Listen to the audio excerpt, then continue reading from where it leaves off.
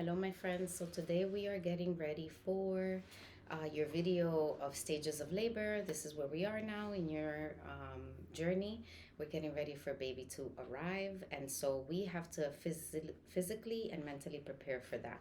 And the more information you have, the more your psyche and your nervous system is at peace with what the journey is that you are about to embark on. Okay, so I'm going to take you through the lingo that is used in hospitals and in birthing centers.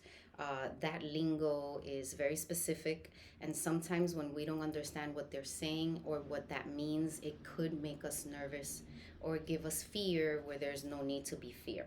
So I think it's important for us to just hear it, have it in the back of our minds. We don't need to memorize it or anything, but just to be familiar with it so that when we are in it and we hear people speaking these terms and saying these things, we are kind of familiar, we have heard it, and we're at ease. Okay, so the medical model labels birth in 4 stages. There's stage 1 through 4. They define birth as the expulsion of the contents of the uterus. I put a sad face because this really does not describe the journey that you are about to embark on. They just actually are talking about the pushing and the baby coming out. That is it. That is birth. Okay.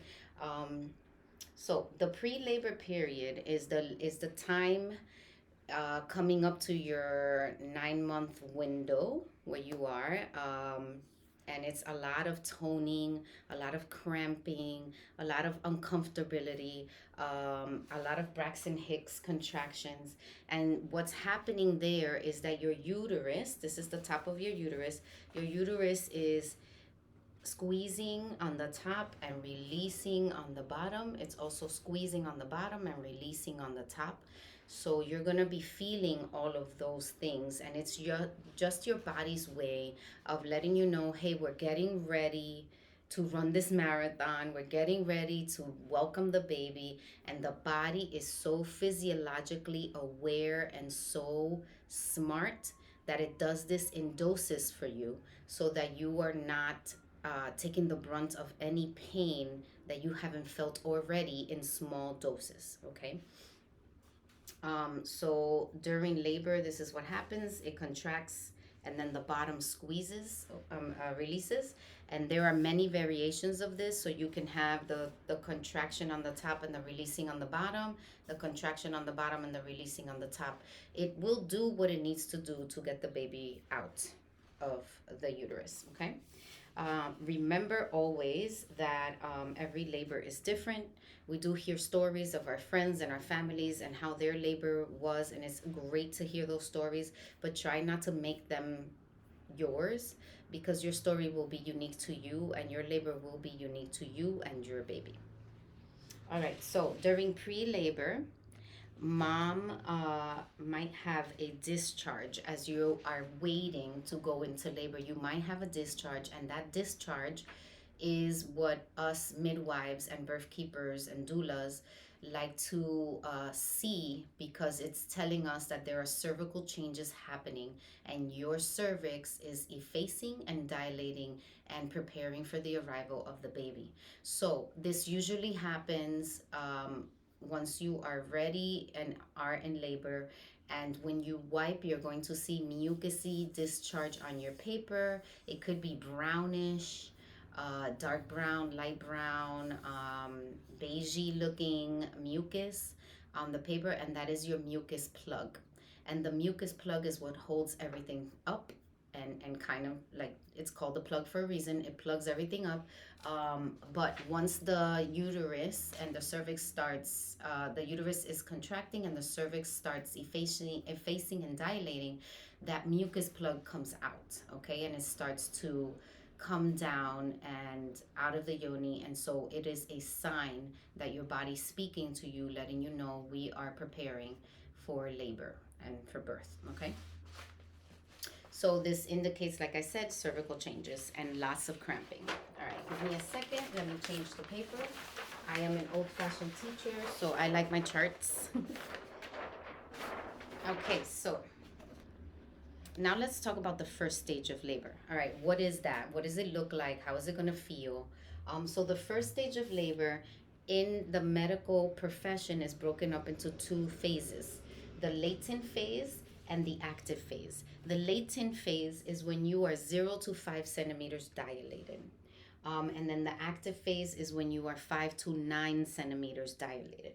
So labor can sneak up on you because toning contractions can confuse you. This is what happens to a lot of first time moms.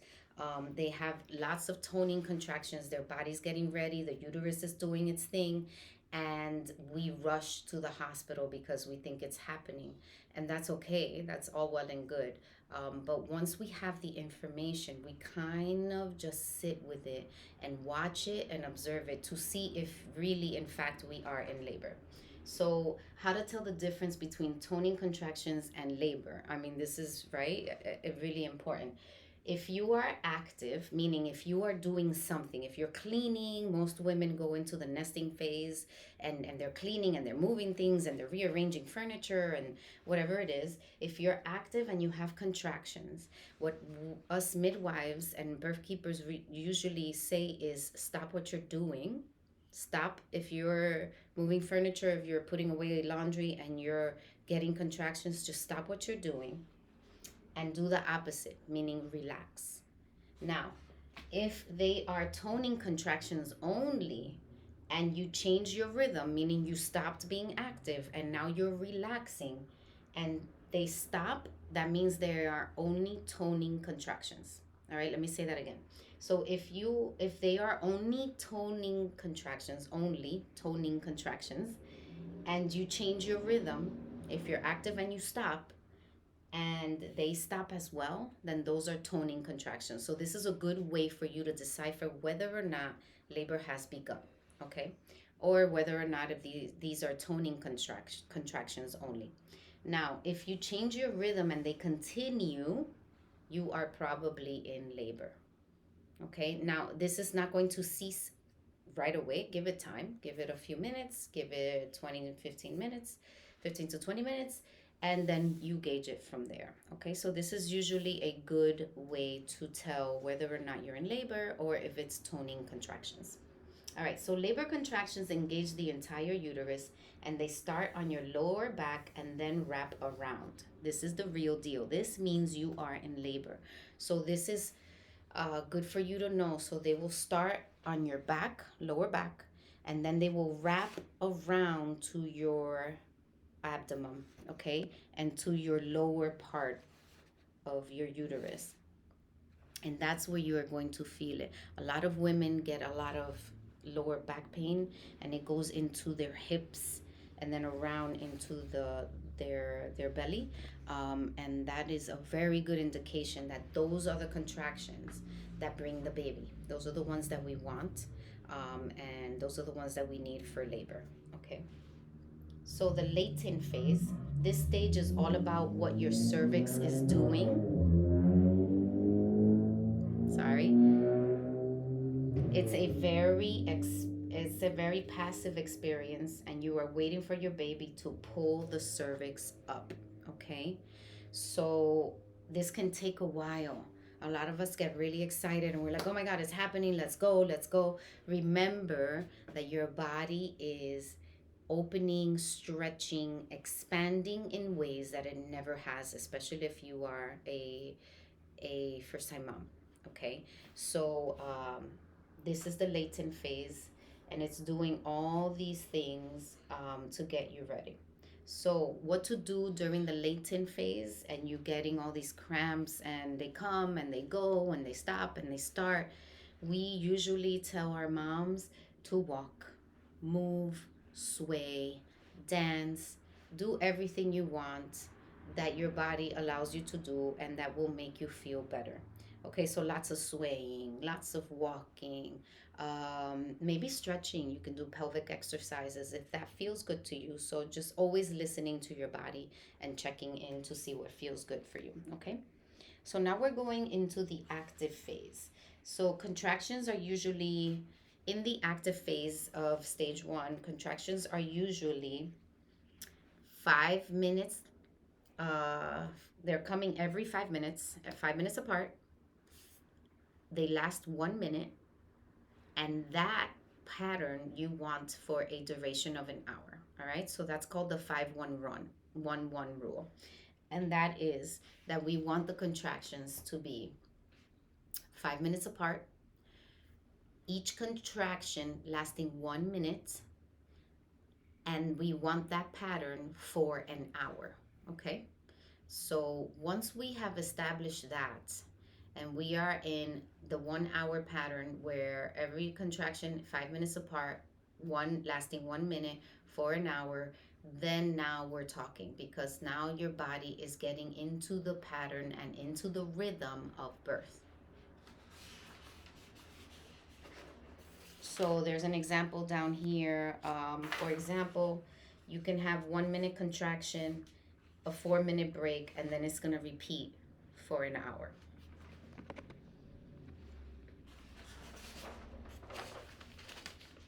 All right, so now we're going to talk about the second stage. So once we have that established, we're going to go into the second stage of labor. And the second stage, like the first stage, is broken up into two phases: the latent and the active. The latent phase is baby is extending the head along the curve of Karu. That's what it's called, right?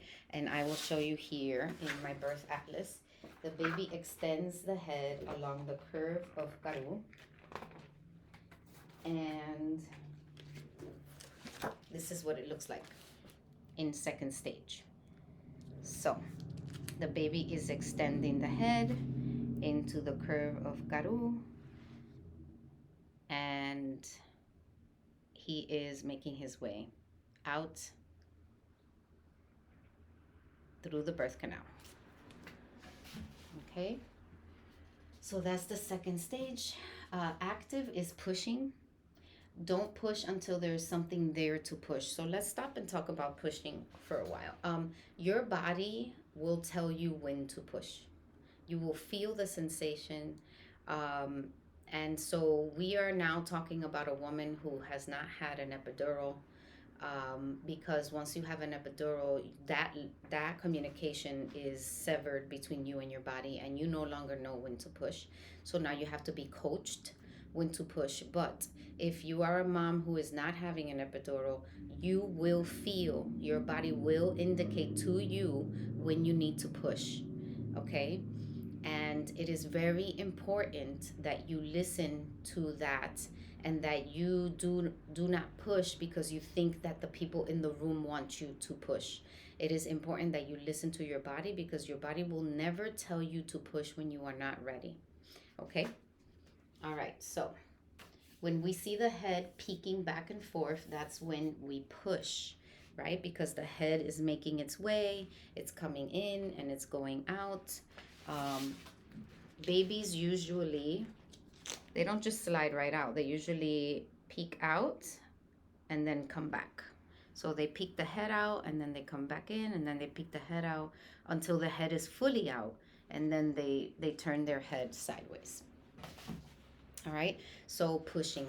Um, Please, if you are a mom who is not getting an epidural, like I repeated, please listen to your body to push. You will get all the sensations. Your body will communicate with you what you need to do and when you need to do it. If you are a mom that is getting an epidural, then you need to be coached on when to push, because usually when the epidural kicks in, you're not going to feel anything from the waist down. Okay, so there's no need for coaching here. This will happen. Baby does all the work. This is research based. This is, if you do not have an epidural, you will feel everything. The baby is going to do all the work. Your body's going to do all the work. What you need to do as the mom that is birthing the baby is, how are we going to wrap our mind, our psyche, and our nervous system around what is happening and what you are currently doing. Okay? All right, so the third stage is the birth of the baby and the placenta. All right, so don't hurry or pull the placenta. When the placenta is rushed or pulled, we can get moms that hemorrhage, and so we don't want that. Okay, so Why don't we hurry or pull the placenta? Because the baby is alert after birth for about an hour. And once the baby relaxes and falls asleep, the body will cue you and tell you it's time to birth the placenta.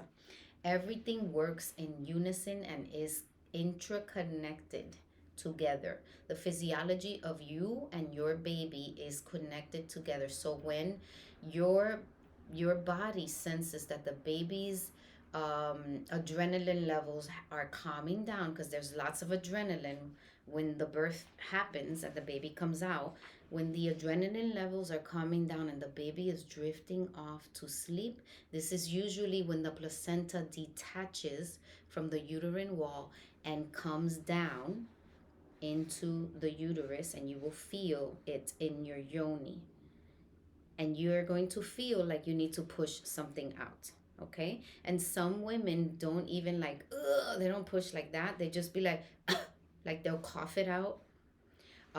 Or they'll just give a very, very small push and it'll come right out, the placenta.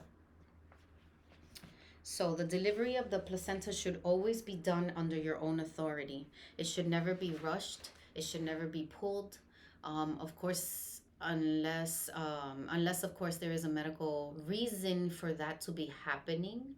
Um, I don't see why your placenta should be pulled out of the uterus. The body will expose the placenta when the time is ready. Okay. All right. So now we're going into the fourth stage, and the fourth stage of labor is the immediate postpartum, which is one of my favorite times. It is also the most delicate time for mom and baby, which I don't think that we talk enough about.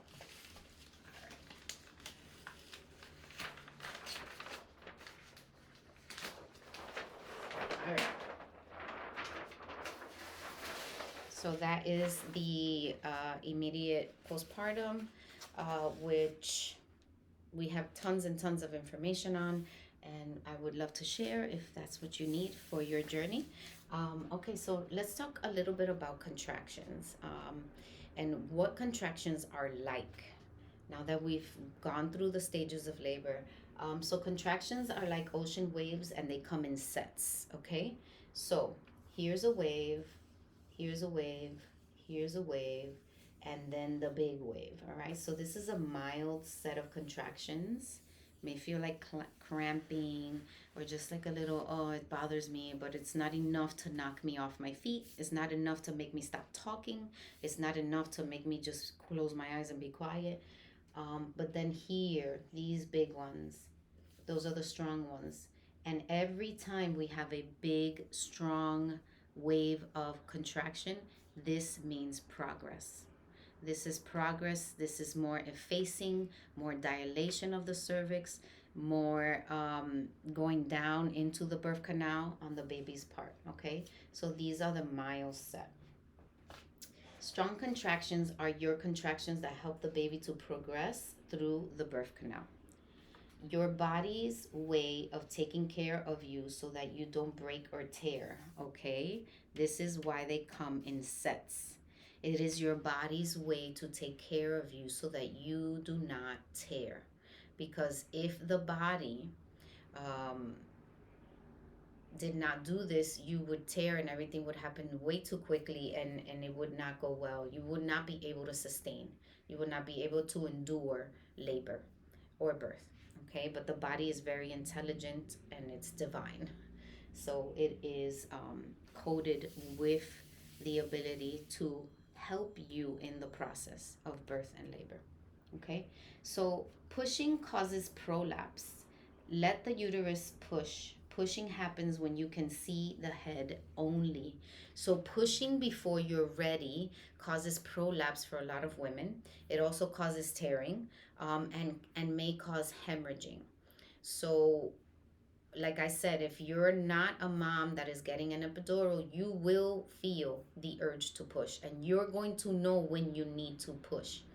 Now, with that said, hold steady to what your body's telling you and listen to your body and follow your body. You're going to have a lot of people tell you, don't push, push now, push later, don't push, but your body's telling you to push. So who are you going to listen to? Remember, this is your birth. This is your body. Your body is divinely coded and designed to help you labor and birth this baby. Okay? So, how are you going to feel these contractions? So, the contraction is happening, right? Here's the contraction. You do not, the laboring mom does not feel the contraction right when the contraction is happening. What happens is there is a physiological break of 2 to 3 seconds after the contraction happens that the mom actually physically feels the contraction. So if we have said that now and we know this physiologically about the body, pushing when the contraction is happening is not going to help you. You're going to be pushing for a long time because you should push 2 to 3 seconds after the contraction. And you don't need to remember this because the body will tell you this. The body will cue you. You'll feel the contraction, and 2 to 3 seconds later, you will want to push, but not during the contraction. And this is another way that the body is divinely designed to protect you during your birth and during your labor. All right. So you can see the contraction, but you won't have a response to it right away. Like I said, it takes 5 to 10 seconds for you to engage with it and feel it. Okay. So when we are being coached to push, the people coaching us are not feeling the contractions. We, birthing moms, are feeling the contractions, and birthing moms know that 5 to 10 seconds later is when your body's going to say push. Okay? That is very, very, very important. And so down here, I give an example of contractions, 5 to 10 second, mom reacts. So this happens because the 5 to 10 seconds is when the vaginal tissue is being pulled tight. This happens so that when you push, you won't drag down the vaginal tissue with the baby's head. We don't want that to happen. Babies, the body's way of preventing damage to the reproductive system, okay? And there are times when the vaginal tissue does get in front of the baby, in the cervix, in the opening, and we do need to support and assist the mom, and there is homeopathy for that, and that's why I have it on my chart. It says Sepia 6C, and it's just to help the vaginal tissue come out of the way while you are pushing. All right. And then here, now we're going to talk about transition. All right, the transition phase is when mom is about 9 centimeters for complete effacement. This is complete. So, complete effacement. See, all of this is open already. You see the bags. The bag of water is already helping to dilate and efface. And the uterus is up here. It's completely out of the way. It's here and it's here. And I'm going to show you a picture of what it looks like in the beginning so that you can see how it changes. Let's see right there. Okay, so see, this is all closed. This is first stage latent, and this is all closed. And the bags of water are intact. They're not pushing anything open. The uterus is closed all the way. And now we're going to see first stage active. And here, the uterus starts to open. You see it? It's up here now. And it starts to open. Yep, it's right here and right here. And the uterus starts to open to allow the baby to come down the curve of Karu. Okay. All right, so the transition, complete, no cervix or lower uterine segment, like we saw in the book. Everything is open, the bags of waters are there, and the cervix is completely up. Hence the contractions, because we wanted to come up and out of the way. Okay, so the difference between complete and 10 centimeters. 10 centimeters, you can't feel the lower uterine segment, but it could be out of reach. It tells us nothing. So, in a lot of movies and what we've seen, and in the hospital, they think that 10 centimeters, we're good to go, let's go. It really doesn't tell you anything. Um, because if the body and the baby are not ready, then you can be 10 centimeters, and it doesn't mean that you are ready to push. Okay, so that's why it's very important to know your body, to go within, to feel what you're feeling, and to really connect with what's happening, and trust that your body is not designed to hurt you. Your body's designed to help you move through this transformative experience. Okay, so complete. The cervix and the segment completely drawn up and all the way up over the baby's head. Let's see that again. What does it look like to be complete? All the way up and over the baby's head. This is complete. Uterine segment. See? Uterine segment. Everything is dilating. No cervix, no lower uterine lining. Everything is up and out of the way. And the baby's head is coming. Okay? No coached pushing,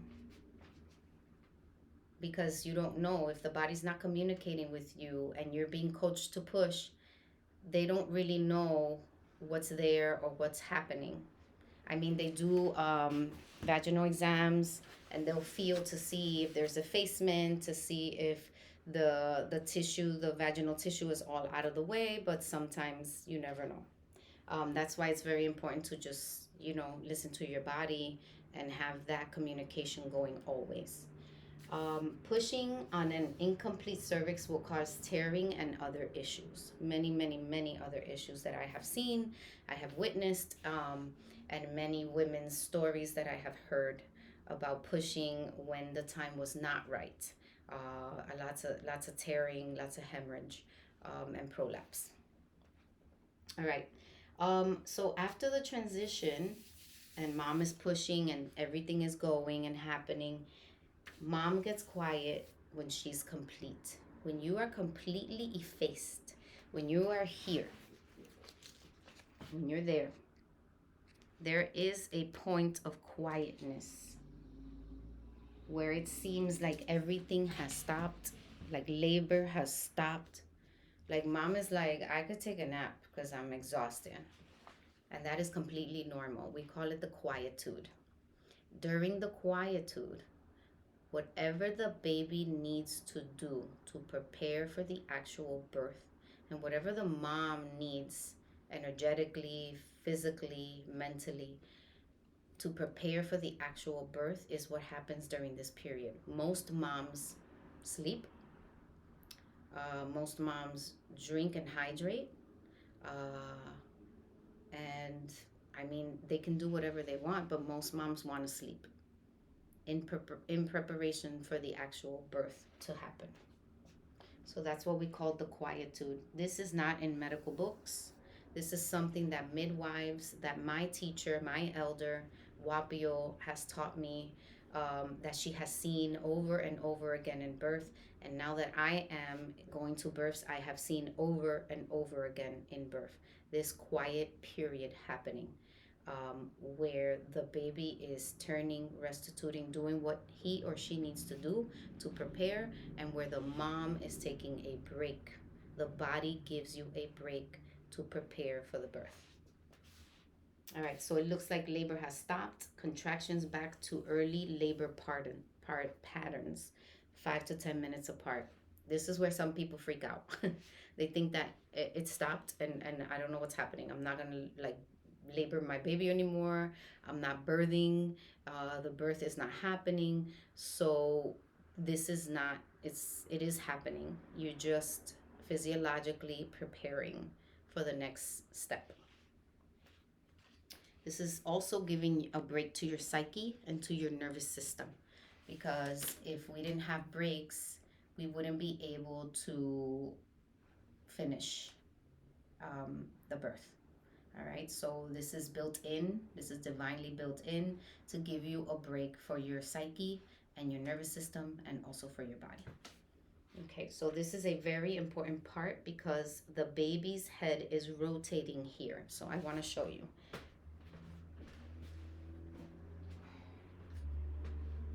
So when you're in the quietude, the baby's head is rotating to get into position for birthing, okay? And so then they can come out. So that's what's happening during that phase of the quietude.